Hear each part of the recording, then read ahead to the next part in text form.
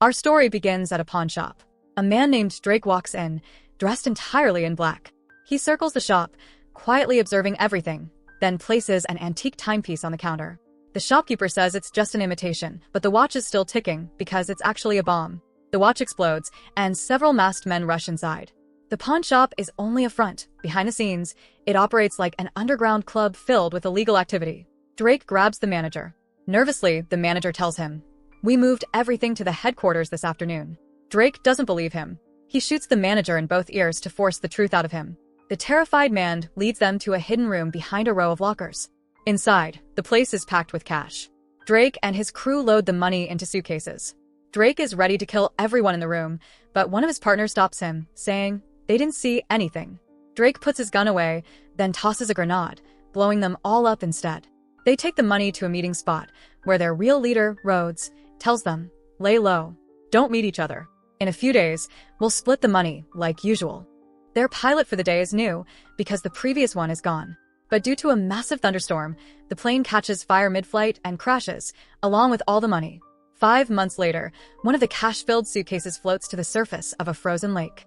Nearby lives a fish poacher named Harlan. He carries a photo of his family with him.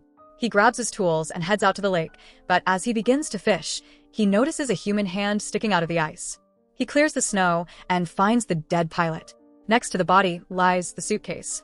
Harlan pulls it out, breaks the locks, and opens it. It's full of cash. Shocked, he also spots the wrecked plane submerged beneath the ice. He takes the suitcase back to his tent. The next day, a Native American game warden named Ani warns a group of tourists that the lake is closed because the ice is less than 4 inches thick. One arrogant tourist asks, "Who's going to stop us?" The sheriff is standing right there, but stays silent. Ani clamps a wheel lock on their car anyway. The sheriff tries to stop her, but she ignores him, and he ends up calming the tourists down himself. Afterward, he tells Ani that a man named Jed has his truck stuck in the middle of the lake. Ani heads out to help him. Meanwhile, another gang member, Penn, has left his criminal past behind and is now a father. But Drake suddenly shows up at his door. He tells Penn that the tracker in one of their suitcases was activated yesterday on the lake. That means their $20 million is under the ice. They'll need diving gear to retrieve it, and since Penn is a local, he'll serve as their guide. When they reach the lake, Penn warns them that the ice will start melting in 10 hours. But the tracker is moving under the surface. It could be the current or a person. Back on the lake, Ani reaches Jed, whose truck is stuck. Just then, Harlan approaches them. Jed tells her that Harlan lives off the land, searching for his missing wife. Ani questions Harlan and asks if he has a fishing license. While checking his belongings, she finds the suitcase full of cash. She asks, "What is this?" Harlan explains he found it under the ice, but Ani doesn't believe him. She searches him, ties his hands, and calls the sheriff. "I found a poacher with a suitcase full of cash," she reports. At that very moment, Drake's team arrives. Drake says, "I think you've got something of ours," and aims his gun at them. But when he sees only one suitcase, he demands, "Where's the rest?" Ani has no idea what he's talking about. To save her, Harlan attacks Drake. Jed grabs his gun, and a shootout breaks out. Serena shoots Jed. Ani jumps into her car and tries to escape. Harlan frees her vehicle, and the two flee together until Serena jumps inside. Harlan kicks her out, but the suitcase slips through the ice and sinks into the lake. Meanwhile, Drake survives thanks to his bulletproof vest, but their SUV blows a tire. Ani asks Harlan, "What is all this?" He tells her, "There's a plane under the ice. There's more money inside." That's all he knows. Ani hesitates, realizing she shouldn't be involved in this. She radios the sheriff, saying, "Send help now." He answers, "I'm on my way." Then Ani's car breaks down in the middle of the lake. At Harlan's request, she unties him. They connect themselves with a rope and begin walking across the ice. Drake's team reaches Ani's car, but their SUV gets stuck. The ice cracks and the vehicle starts sinking. They struggle to pull their partner Ellis out, and at the last second, he escapes both the car and the freezing water. Meanwhile, Harlan speaks to Ani in the Blackfoot language, which he learned from his wife. At the same time, another member of Drake's crew, a thief named Dax, arrives with a snowmobile to help the team. Out on the lake, Ani and Harlan reach extremely thin ice. Harlan warns, "Run." The two sprint across the cracking surface and barely make it to shore. At Harlan's tent, Ani notices a photo of his family. He also has a bow, arrows, and several bear traps. Riding across the lake, Dax spots them from a distance. Before he can reach them, Harlan sets the bear traps in his path. Dax speeds right into them, his snowmobile flipping over. Harlan fires an arrow at him, then stops him from reaching his gun. They fight hand to hand. Dax grabs Harlan by the throat, the ice breaks beneath them, and Harlan falls into the freezing water. He uses this to his advantage, swimming under the ice and surfacing near Dax's legs to attack again. Dax points his gun at him, until Ani appears behind him and clamps a bear trap onto Dax's face. She pulls Harlan out of the water, and they flee. Drake's team soon finds Dax's snowmobile and Dax lying dead on the ice. Seeing this, his lover Serena breaks down in shock. Drake steadies her, and she picks up her gun, now driven by revenge. Up ahead, Ani leads Harlan to a hidden spot known only to locals, but Harlan's condition is worsening from the cold. Serena opens fire on them. Their footprints are easy to follow in the snow, so Ani and Harlan start wading through the water instead. Penn realizes they've taken the water route. After emerging from the lake, Ani erases their tracks, but Penn, also a local, keeps pursuing. He stops his team in the middle of a forest, recognizing it as a sacred medicine wheel and warning that they're in bear country. No one listens, and Serena immediately steps into a trap. Ani and Harlan use the distraction to slip away. They enter a network of large caves, where Drake's team won't be able to track them. Meanwhile, the crew breaks into a nearby cabin to treat Serena's injured leg. Inside the cave, Ani builds a fire to warm Harlan. She asks if it's true he's searching for his wife. Harlan says, "No, my wife is dead." He explains that while he was deployed in Afghanistan, they lost their daughter to a lung infection.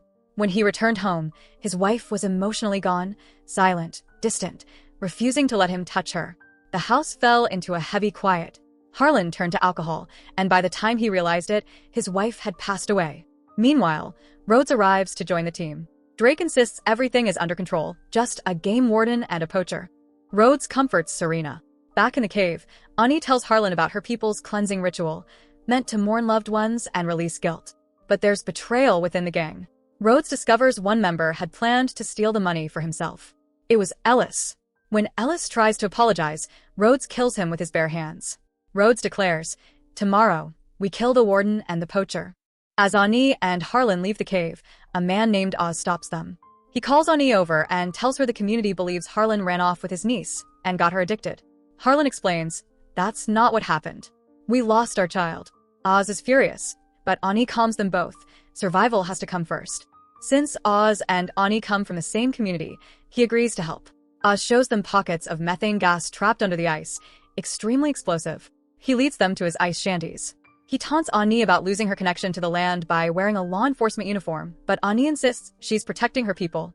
Harlan tells Oz that the people chasing them are after a plane loaded with millions in cash. He says he doesn't want the money, but the tribe could use it. Oz snaps back, accusing him of trying to buy them off. Moments later, the sheriff arrives. He says backup is coming and demands the location of the plane. Headquarters wants answers. Ani never mentioned anything about a plane. The sheriff pulls her aside and whispers, "We can make out real good here." He reveals he's already getting a 5% cut from the criminals and offers to split it with her. When Ani refuses, he pulls his gun and forces Ani and Harlan into his car, driving off with them. Serena then spots the sheriff's car approaching. Inside the vehicle, Harlan tells the sheriff, "I can take you straight to the plane. Why do you even need them? Just let us go." He claims he has a GPS tracker with the coordinates inside his backpack. But when the sheriff reaches inside, a hidden bear trap snaps onto his hand, flipping the whole car. Harlan breaks the window, climbs out, and pulls Ani to safety. The sheriff is thrown from the car and opens fire in panic. Harlan tries to calm him, but Serena suddenly appears and shoots the sheriff dead. She approaches the car, but Harlan grabs the sheriff's gun and shoots her. Drake fires back, hitting Harlan, though not fatally. Rhodes orders Penn to kill Ani, but Penn refuses. He never wanted to hurt her. Rhodes shoots Penn, then turns his gun on Ani. But with his last breath, Penn tosses his lighter onto the methane-filled ice. A massive explosion erupts. Rhodes burns alive in the flames. Harlan drags himself to shore, desperately searching for Ani, but she's in Drake's grip. Drake threatens, "Lead me to the plane, and you both live." Drake shoots Ani in her left ear and aims for her right. Ani breaks free as Harlan attacks Drake. Drake overpowers Harlan, but Ani jumps in as well. Together, they fight him. Harlan shoves a broken oar into Drake's throat and kicks him into the river. The scene moves forward in time.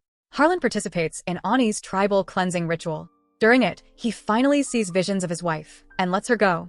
Ani later learns that the state recovered the crashed plane. Instead of $20 million, they found only $4 million. The rest had been given by Harlan to Oz and his tribe, who used it to build a new community hospital. And with that, friends, the story comes to an end. So that's it. Hope you enjoy the story. Subscribe and press the bell icon for more videos.